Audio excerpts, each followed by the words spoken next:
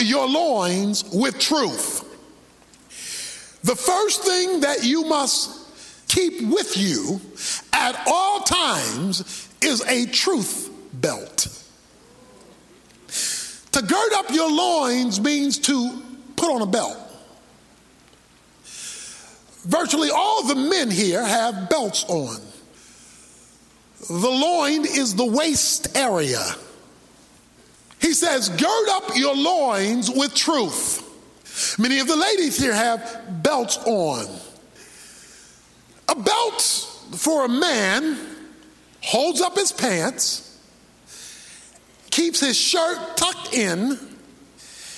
What a belt does is bring order to the attire. You know, with the belt, you aren't sagging, and you shouldn't be. I don't get that. Every time I see somebody sagging, I want to go buy a belt or use a belt.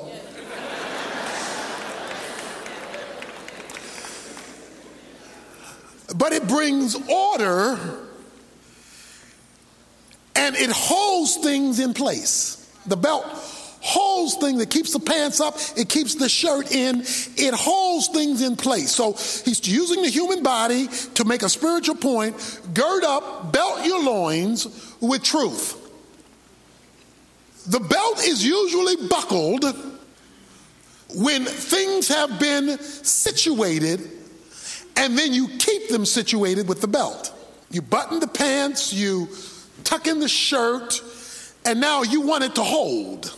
You don't want it shifting on you. You don't want it moving on you. And so you tie it all together with the belt.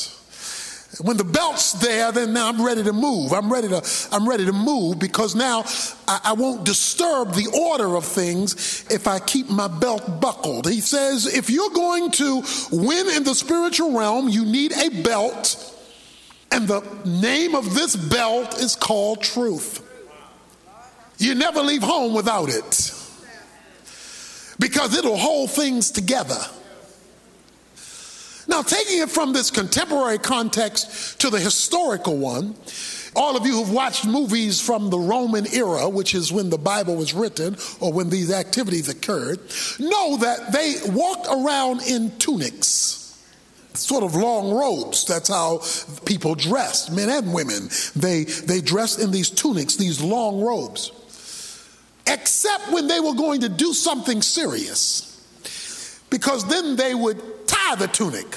They would gird their loins with a belt or a rope or a piece of cloth. They would lift up the tunic and tuck it inside the belt or the rope or the piece of cloth.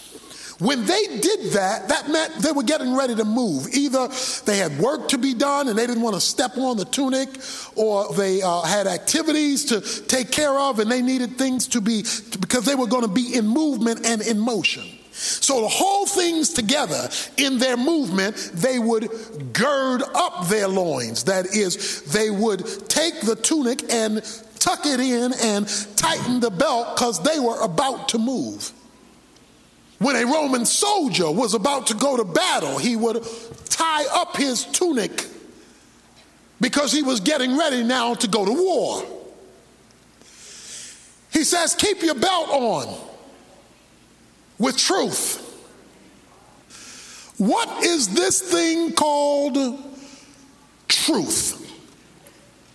Because it is your understanding of truth, because truth is all over the place today. You hear people regularly talking about my truth. I know my truth. My truth. It is because we do not understand this belt and why it is so critical, and I'll tell you why it's critical in a moment, that we start off dressing wrong. And when you start off dressing wrong, everything else is going to look out of place. He says the first thing you must never leave home without is truth. But a lot of what passes for truth these days really isn't. The world today is full of opinions, prognostications, perceptions. Truth is an objective standard by which reality is measured. It is not predicated first and foremost on how you feel or what you think about it.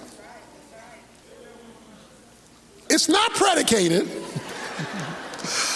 on how you feel or what you think about it to determine whether it's truth. Truth is an objective standard by which reality is measured. It's a fixed standard.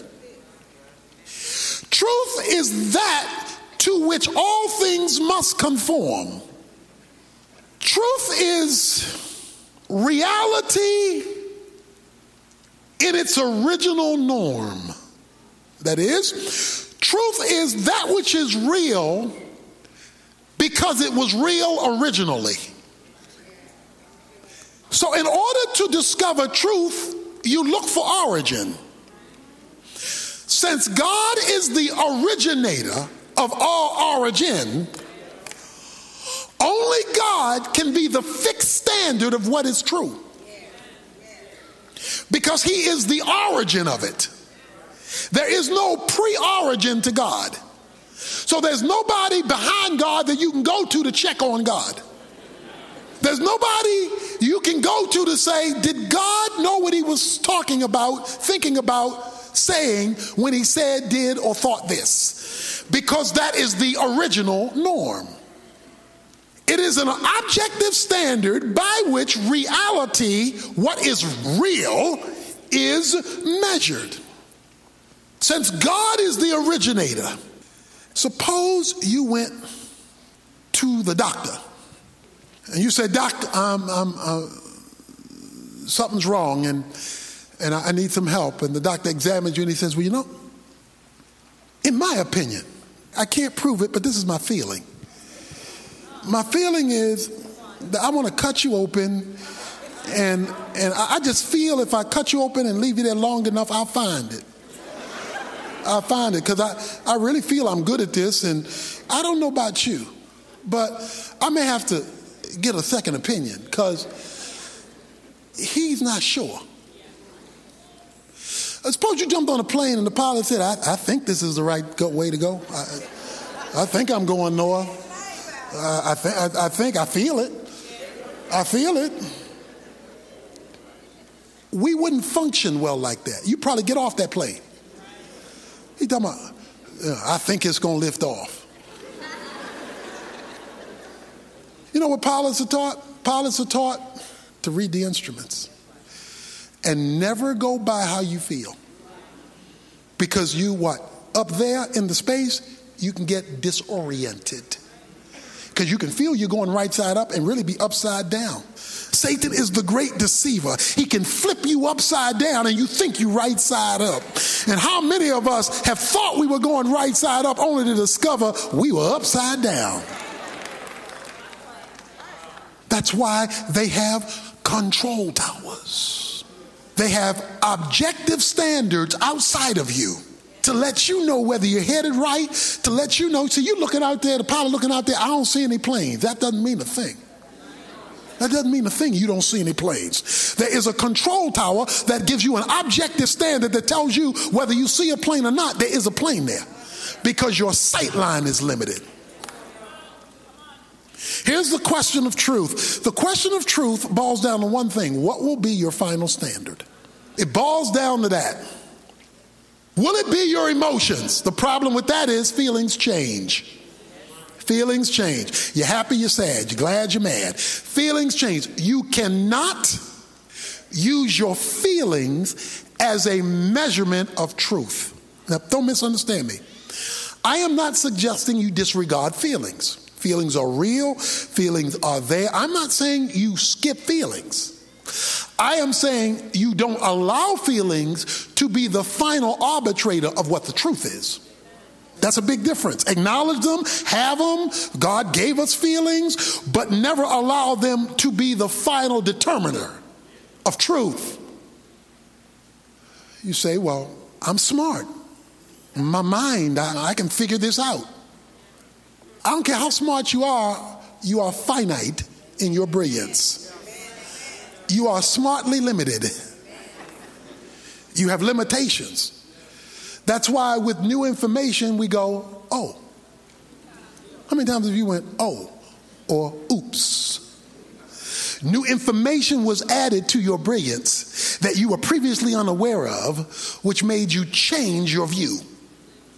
New information. That's why they do all these studies, come up with new information and tell you different things, because they get new data. God is the only one that has all the information. Everybody else is ever learning it. So we're finite in our minds. What will we use? Our moral instincts? Well, they vary. Everybody has different opinions about right and wrong and good and bad and up and down. So we must make a definitive statement about truth. Watch this, even when we don't like it. When we hear somebody who says the truth, but we don't like the truth, we switch. Folks switch churches because they don't want the truth.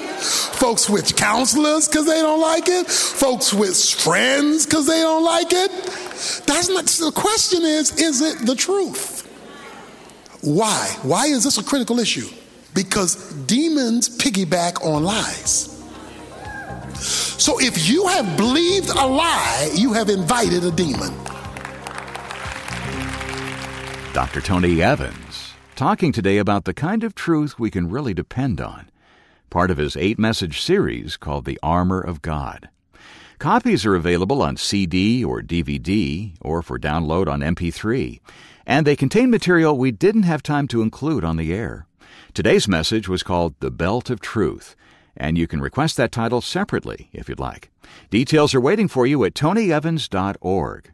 While you're there, you can download our free smartphone app, become a fan on Facebook, follow Dr. Evans on Twitter, or sign up for his free weekly email devotional. You can also browse through our complete resource catalog and make online donations to help us continue our work. And of course, don't forget to request your copy of our featured resource by Dr. Evans, Victory in Spiritual Warfare, along with the study guide, The Field Guide for Battle. Again, that's tonyevans.org, or let one of our staff members help you by calling 1-800-800-3222. That's 1-800-800-3222. Jesus said the truth would set us free. But as we've been learning, only one kind of truth can have that effect. Dr. Evans will tell us more about it tomorrow. I hope you'll be with us. The Alternative with Dr. Tony Evans is brought to you by the Urban Alternative, restoring hope, transforming lives.